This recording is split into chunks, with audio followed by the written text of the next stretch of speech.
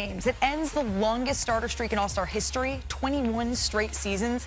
Do you think LeBron deserves a spot on the All-Star team? Deserves? He's going to have a spot on the All-Star team. Does he deserve it? Yeah. LeBron James not being a starter was somewhat surprising to me, but in terms of the only other person we could put on LeBron right now is Michael Jordan, right? Okay. Michael Jordan went through the same thing in 2003. The difference is Michael Jordan said he was retiring, so the expectation. And it's just basketball. At the end of the day, it's just basketball. The unthinkable just happened. For the first time in over 2 decades, LeBron James will not be starting in the NBA All-Star Game. Let that sink in for a second. 21 consecutive years. 21. The Kings' reign as an All-Star starter has finally ended, and the basketball world is absolutely reeling. This isn't just some random streak being broken. This is LeBron James we're talking about. The same guy who's been the face of the NBA since he was a teenager. The same player who's appeared in more All-Star games than most guys play seasons in the league. And now, he's coming off the bench. Or is he even making the game at all? Yeah, it's called old. Stick a body part. You get it. You understand. Break up with shit that you've had the night before, you know. The 2026 All-Star starters were revealed, and while names like Giannis Antetokounmpo, Steph Curry, and Victor Wembanyama dominated the headlines, one name was glaringly absent from the starting 5: LeBron Ramon James. The internet exploded.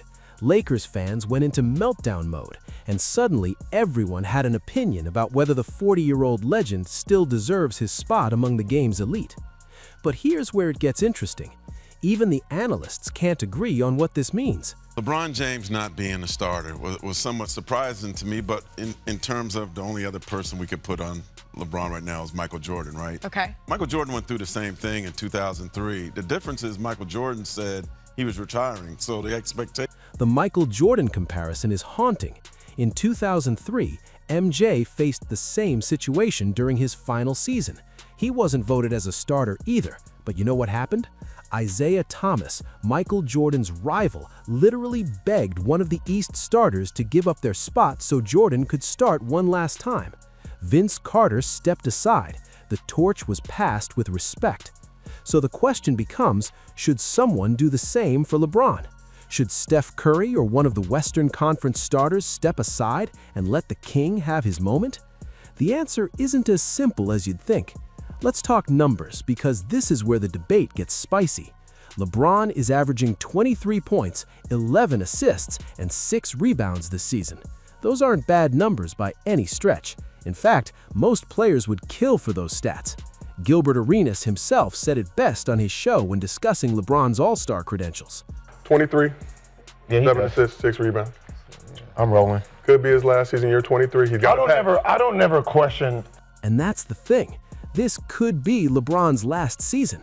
We've been saying that for years now, but Father Time is undefeated, and even the king isn't immune. At 40 years old, every game could be his last dance. Every All-Star appearance could be the final curtain call. Does that legacy alone earn him a starting spot, or should merit and current performance be the only factors that matter? Here's where the new All-Star voting format becomes crucial. It's no longer just fan votes deciding who starts. The NBA learned its lesson after years of popularity contests that saw injured players or washed-up veterans getting starting nods just because fans loved them. Now it's a weighted system: 50% fan vote, 25% player vote, and 25% media panel. This was designed to prevent exactly what we're seeing: sentiment overriding performance. And honestly, the system worked.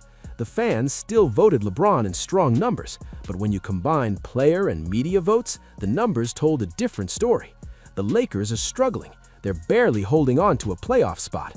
And while LeBron's still putting up decent numbers, he's not dominating games the way he used to. The highlights aren't as frequent, the game winners aren't as common, the defensive effort isn't there night after night. But let's not kid ourselves. This isn't just about basketball. This is about respect. This is about legacy. This is about understanding that LeBron James has carried the NBA on his back for over 2 decades. He's been the face of the league through multiple eras, multiple dynasties, and multiple generations of players. To see him relegated to a reserve role or possibly not making the team at all feels wrong on a fundamental level. Been a very Think long about that for a time second. since he The wasn't a last starter, time right? LeBron Slow wasn't jams an was all-star never starter, done. the iPhone The didn't national exist. average price Social for media gas as we know it was didn't less than exist. $2. Kobe and Help me with Shaq that, were man. still iPhone dominating the was league. 3 years George away W. from Bush being was president. released the last The time world LeBron was a had Think about that for a second. The last time LeBron wasn't an all-star starter, the iPhone didn't exist. Social media as we know it didn't exist. Kobe and Shaq were still dominating the league. George W. Bush was president. The world was a completely different place. And through all those years, through all those changes, LeBron was always there, always starting, always delivering. So what changed? Why now? The Western Conference is absolutely stacked with talent. You've got Nikola Jokić, the 3-time MVP who's putting up video game numbers. You've got Shai Gilgeous-Alexander, who's playing like the best two-way player in basketball. Stephen Curry is still Stephen Curry even at 37 years old. Victor Wembanyama is the future of the league and already playing like a superstar. And then you've got Luka Dončić, who's putting up triple-doubles in his sleep. Where does LeBron fit in that conversation? The honest answer is he doesn't. Not as a starter anyway. His stats don't measure up. His team isn't winning enough. And while his playmaking has been phenomenal this season, those 11 assists per game are incredible for a guy his age, it's not enough to overcome the other deficiencies. Okay. I don't ever question a number 1, number 2 option on the team. I don't question your all-star credentials. And be them third options, and I'd be like, Well, Gil, that's team record. Right? you know I'm a And that's a fair point. LeBron is still the Lakers' primary playmaker. He's still running the offense. He's still the guy they turn to in crunch time. By Gil's logic, he absolutely deserves to be there. But the question isn't whether he deserves to be an all-star. It's whether he deserves to start over guys who are clearly having better individual seasons. videos, right, of players reacting and clapping and getting excited and campaigning. And so where does the disconnect happen, right, between people being excited for and wanting the honor so very badly, and then by the time it gets to the floor, that doesn't happen? This quote hits at the heart of the All-Star Game's biggest problem. Nobody actually tries anymore. Players want the honor, they want the recognition, they want the All-Star selection on their resume. But when it comes to game time, they're launching threes from half court and playing zero defense. The competitive fire that once made All-Star games must-watch television has evaporated. And maybe that's why this LeBron snub stings so much. Because if the game itself has become meaningless, then the only thing that matters is the honor of being selected. And stripping that honor from a guy who's dedicated his entire life to basketball, who's earned that respect through 2 decades of excellence, feels cruel. It feels like the league turning its back on one of its greatest ambassadors. But sports are ruthless. Father Time is undefeated, and sentiment doesn't win basketball games. The cold, hard truth is that LeBron James isn't one of the 5 best players in the Western Conference right now. He might not even be top 10 when you really break it down. And while that's painful to admit for LeBron fans, it's the reality. The saving grace here is that LeBron will almost certainly still make the All-Star team as a reserve. The coaches will vote him in. His reputation and legacy demand it. And honestly, coming off the bench might be the perfect role for him at this stage. Less pressure, less expectation, just an opportunity to enjoy the weekend and soak in what might be his final All-Star appearance. There's also the new tournament format to consider. This year's All-Star Game features 3 teams instead of 2, 1 international squad and 2 American teams. LeBron will land on one of those American rosters and he'll get his moment. Maybe not as a starter, but as a veteran leader bringing wisdom and experience to a squad full of hungry young stars. The real question is, how does LeBron handle this? Does he come out with a chip on his shoulder, using this as motivation to prove doubters wrong? Or does he accept it gracefully, understanding that all good things must come to an end? Knowing LeBron, it'll probably be a mix of both. Public grace, private fury. That's been his MO for years. Even his harshest critics admit he still belongs in the conversation. The debate isn't whether LeBron deserves to be an all-star, it's whether he deserves to start. And based on this season's performance, the answer is clear. No, he doesn't.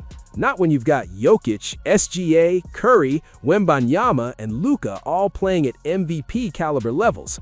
But legacy matters, respect matters, and the fact that we're even having this debate shows just how high the bar has been set for LeBron James throughout his career. The fact that averaging 23, 11, and 6 at age 40 is considered disappointing speaks volumes about the impossible standard he's held himself to. The end of an era is never easy to watch. We've seen it with Jordan, we saw it with Kobe, we're watching it now with LeBron. These living legends eventually become mortal. The highlight plays become less frequent, the dominance fades, and younger stars take their place in the spotlight. But here's what can't be taken away. LeBron James has been an all-star starter for 21 consecutive seasons. That record might never be broken. It's a testament to sustained excellence that we'll likely never see again in professional sports. And while this chapter is closing, the book on LeBron's career is far from finished. The Lakers still need him, the league still needs him, and basketball fans around the world still want to see him compete at the highest level, even if that level isn't quite what it used to be. This all-star snub isn't the end of LeBron James, it's just the beginning of the final act. And if we know anything about the King, he's going to make sure that final act is one hell of a show. So buckle up, basketball fans. The LeBron era is winding down, but it's not over yet. And something tells me the King has a few more tricks up his sleeve before he passes the crown.